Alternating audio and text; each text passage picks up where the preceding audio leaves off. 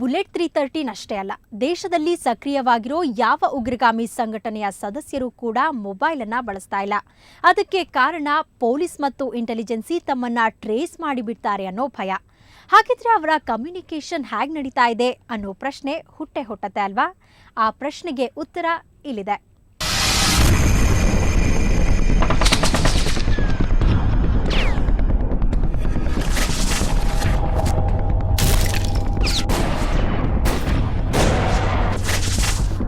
Bullet 313 ಈ ಹೊಸ ಶಬ್ದ ಕೇಳಿದಾಗ ಉತ್ತರ ಪ್ರದೇಶ ಪೊಲೀಸರು ಬೆಚ್ಚಿಬಿದ್ದಿದ್ದರು.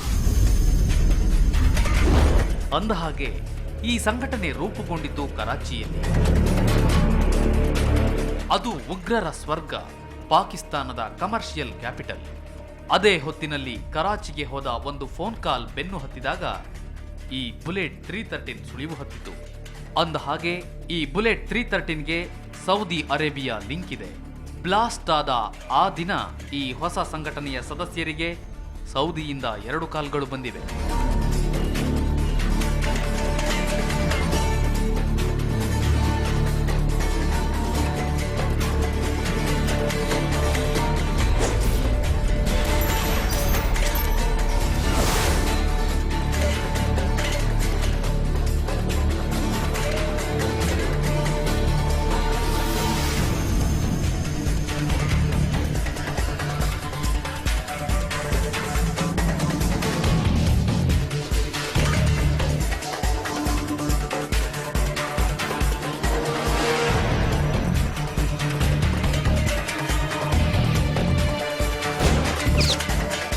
ಈ ಸಂಘಟನೆ ಜೊತೆ ಸಿಮಿ ಕೂಡ ಕೈಜೋಡಿಸಿದೆ.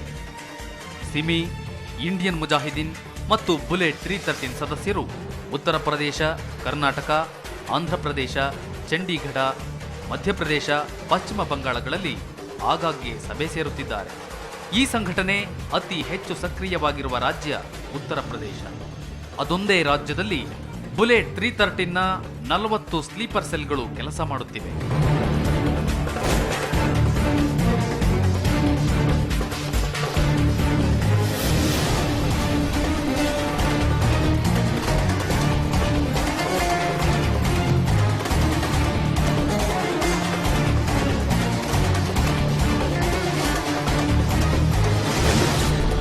ಈ ಮುಂಬೈ ಬ್ಲಾಸ್ಟ್ಗೆ ಮತ್ತು ಕರ್ನಾಟಕಕ್ಕೂ ಲಿಂಕ್ ಇದೆ ಅನ್ನೋ ಆತಂಕಕಾರಿ ವಿಷಯ ಈಗ ರಹಸ್ಯವೇನೂ ಅಲ್ಲ.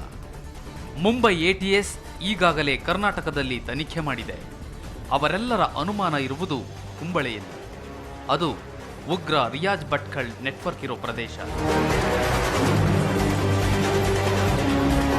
ಅಲ್ಲಿ ಒಂದು ಬೋಟ್ ಬಂದಿತ್ತು. ಆ ಬೋಟ್ನಲ್ಲೇ ಉಗ್ರರು ಬಂದಿದ್ದರ ಅನ್ನೋದು ಅನುಮಾನ. ತನಿಖೆ ನಡೆಯುತ್ತಿದೆ. ಇನ್ನು ಸರಣಿ ಸ್ಫೋಟ ಸಂಭವಿಸಿದ ದಿನ, ಸ್ಫೋಟ ಸಂಭವಿಸಿದ ಜಾಗ, ಒಪೇರಾ ಹೌಸ್ ಸಮೀಪದ ಟವರ್ಗಳಿಗೂ, ಬೆಂಗಳೂರು ಪರಪ್ಪನ ಅಗ್ರಹಾರ ಜೈಲು ಮತ್ತು ಬೆಳಗಾವಿಯ ಹಿಂಡಲಗ ಜೈಲಿನಿಂದ ಫೋನ್ ಕಾಲ್ಗಳು ಹೋಗಿವೆ. ಆ ಕಾಲ್ಗಳು ಹೋದ ಕೇವಲ 10 ನಿಮಿಷದಲ್ಲಿ ಸ್ಫೋಟ ಸಂಭವಿಸಿದೆ.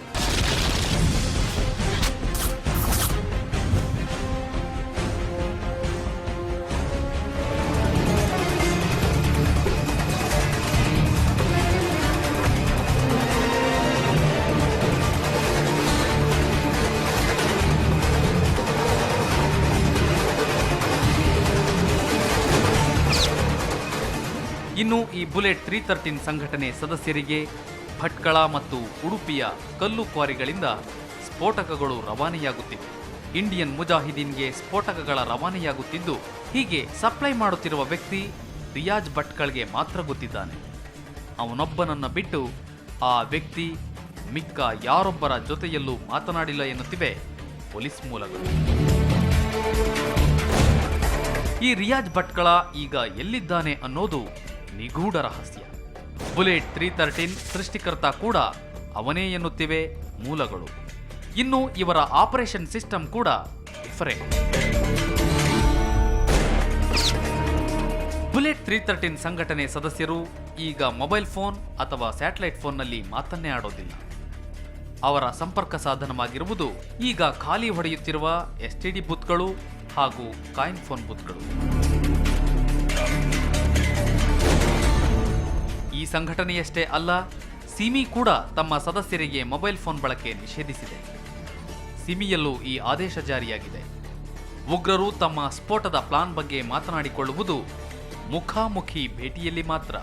ಫೋನ್ನಲ್ಲಿ ಮಾತನಾಡಿದರೆ ತಮ್ಮನ್ನ ಪೊಲೀಸರು ಅಥವಾ ಇಂಟೆಲಿಜೆನ್ಸ್ನವರು ಟ್ರೇಸ್ ಮಾಡೋ ಭಯ ಉಗ್ರರಿಗಿದೆ. ಹೀಗಾಗಿ ಉಗ್ರರು ಮೊಬೈಲ್ ಇಟ್ಕೊಳ್ಬಹುದು, ಆದರೆ ಯಾರಿಗೂ ಕರೆ ಮಾಡುವಂತಿಲ್ಲ. ಅದರಲ್ಲೂ ಸಹವರ್ತಿಗಳಿಗೆ ಮೊಬೈಲ್ನಲ್ಲಿ ಕಾಲ್ ಮಾಡುವಂತೆಯೇ ಇಲ್ಲ. ಅಷ್ಟು ಕಟ್ಟುನಿಟ್ಟಿನ ಆದೇಶ ಉಗ್ರ ಸಂಘಟನೆಗಳಲ್ಲಿ ಜಾರಿಯಲ್ಲಿದೆ.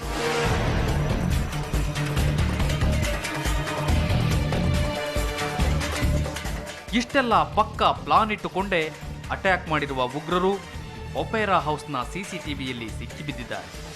ಒಬ್ಬ ಶಂಕಿತ ಉಗ್ರನ ಚೆಹರೆ ರೆಕಾರ್ಡ್ ಆಗಿದೆ. ಆ ವ್ಯಕ್ತಿ ಜೀನ್ಸ್ ಪ್ಯಾಂಟ್, ಟೀ ಶರ್ಟ್ ಮತ್ತು ಟೋಪಿ ಧರಿಸಿದ್ದ.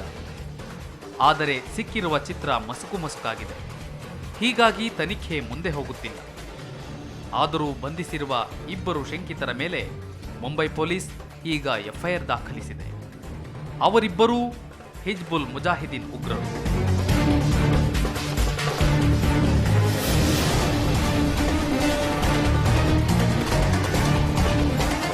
ಇದೆಲ್ಲಕ್ಕಿಂತಲೂ ಆತಂಕ ಹುಟ್ಟಿಸಿರುವ ಇನ್ನೊಂದು ಮಾಹಿತಿ ಹೊರಬೀಳುತ್ತಿದೆ. ಈ ಇಡೀ ಸ್ಫೋಟಕ್ಕೆ 1 ವರ್ಷದ ಹಿಂದೆಯೇ ಸ್ಕೆಚ್ ಹಾಕಲಾಗಿದೆ. 2010ರಲ್ಲಿ ಕರಾಚಿಯಲ್ಲಿ ಇಂಡಿಯನ್ ಮುಜಾಹಿದೀನ್ ಮತ್ತು ಲಷ್ಕರ್ ಎ ತೊಯ್ಬಾ ಉಗ್ರರು ಸಭೆ ಸೇರಿ ಮುಂಬೈ ಸರಣಿ ಸ್ಫೋಟದ ಸಂಚು ರೂಪಿಸಿದರು. ಆ ಸಭೆಯಲ್ಲಿ ದಾವೂದ್ ಇಬ್ರಾಹಿಂ ಕೂಡ ಇದ್ದ ಅನ್ನೋ ವಿಷಯವನ್ನ ಕೇಂದ್ರ ಗೃಹ ಸಚಿವಾಲಯದ ಮೂಲಗಳು ಬಹಿರಂಗಪಡಿಸಿವೆ.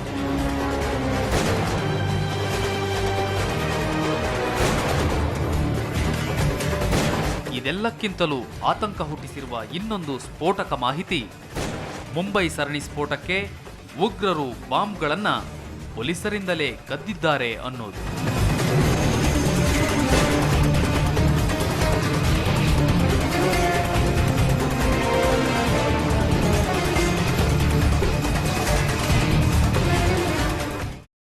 ನಿಜ, ಇಂಥದ್ದೊಂದು ಅನುಮಾನಾಯಕ ಶುರುವಾಗಿದೆ.